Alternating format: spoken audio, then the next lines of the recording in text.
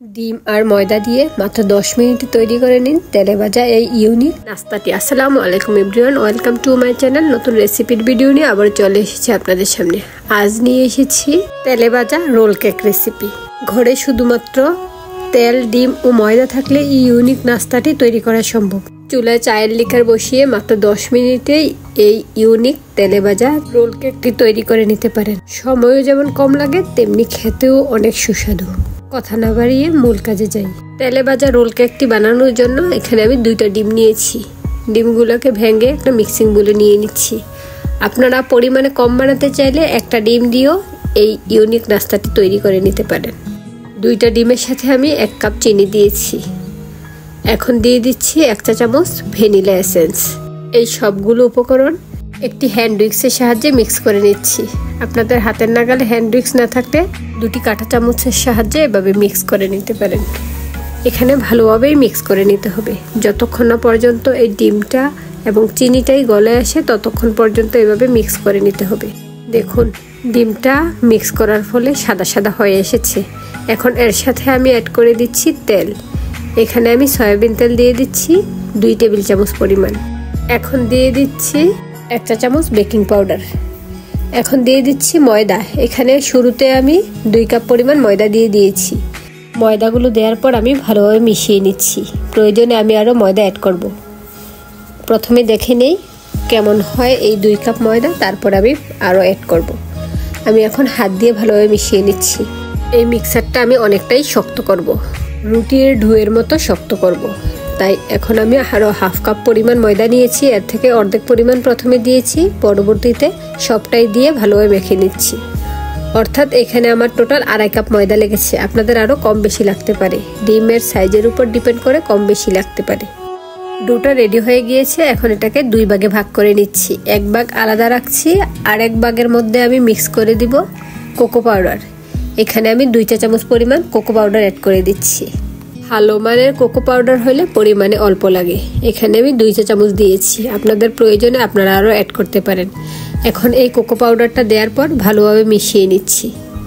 এখন এই মিক্সারটা অনেকটাই শুকনো মনে হচ্ছে, সেজন্য এখানে আমি একটু পানি অ্যাড করব। এখানে 1 চা চামচ পরিমাণ পানি অ্যাড করেছি। এই পানিটা দেওয়ার পর ভালোভাবে মিশিয়ে দিচ্ছি। এই তো দেখুন, এর মধ্যে পারফেক্ট ডো তৈরি হয়ে গিয়েছে। এখন এটাকে একপাশে রেখে দিচ্ছি। আলাদা যে অংশটা রেখেছিলাম সেই অংশটা দিয়ে প্রথমে আমি একটা রুটি বেলে নিচ্ছি। এর উপরে প্রথমে তেল লাগিয়ে নিচ্ছি। তেল লাগিয়ে এখন রুটিটা বেলে নিচ্ছি। অবশ্যই বেলে নেওয়ার আগে এভাবে তেল দিয়ে নেবেন, তা না হলে বোর্ডের সঙ্গে রুটিটা লেগে যাবে। এই তো এর মধ্যে রুটিটা বেলা হয়ে গিয়েছে। দেখুন, রুটিটা আমি খুব বেশি ভারী রাখিনি, আবার খুব বেশি পাতলা করিনি। পরোটার চেয়ে একটু ভারী রেখেছি। এটাকে তোলে আমি একটা ট্রের উপরে রেখেছি। আর রুটিটা তোলে যেখানে রাখবেন সেখানে প্রথমে তেল লাগিয়ে নেবেন। তেল ব্রাশ করে তারপরে রুটিটা রাখতে হবে। সেই কোকো পাউডার মিশ্রিত অংশটাকে আবারও বেলে নিচ্ছি। এটাতেও তেল লাগিয়ে নিচ্ছি। এখন রুটিটাকে বেলে নিচ্ছি। ওই রুটিটা যেমন পুরুত্বের রেখেছি এটাকেও সেই রকম বেলে নিব। আর প্রথমে আমি তেল লাগিয়ে নিয়েছি, সেজন্য বোর্ডের সঙ্গে লেগে আসে না। রুটিটা বেলা হয়ে গিয়েছে। এখন রুটিটাকে তুলে নিচ্ছি। এই রুটিটা তুলে প্রথমে সেই রুটিটার উপরে দিয়ে দিয়েছি। এখন সাইডটাকে সমান করে দিচ্ছি। হাত দিয়ে চেপে চেপে সাইডটাকেও সমান করে দিচ্ছি, আর উপরের অংশটাকেও একেবারে স্মুথ করে দিচ্ছি। এখন এগুলাকে ভাঁজ দিয়ে নিচ্ছি। আপনারা ভিডিওটা ভালোভাবে লক্ষ্য করুন। দেখুন, এক পাশ থেকে এটাকে মুড়িয়ে ভাঁজ দিয়ে নিচ্ছি। রোল আকারে এটাকে ভাঁজ দিয়ে নিচ্ছি। আর চেপে চেপে এই ভাঁজটা দিয়ে দিতে হবে, যেন কোনো অংশ ফাঁকা না থাকে। এখন শেষ অংশটাকে আঙ্গুল দিয়ে চেপে চেপে আটকে দিচ্ছি। অবশ্য এখানে শেষের অংশটা আটকানোর জন্য কোনো পানির ব্যবহার করতে হয়নি। এখন এটাকে আরেকটু হাত দিয়ে ঘষে ঘষে একেবারে স্মুথ করে নিয়েছি। এখন এই রোলটাকে আমি একটা সুতার সাহায্যে কেটে নিচ্ছি। এখানে আপনারা চাইলে ছুরির সাহায্যে কেটে নিতে পারেন।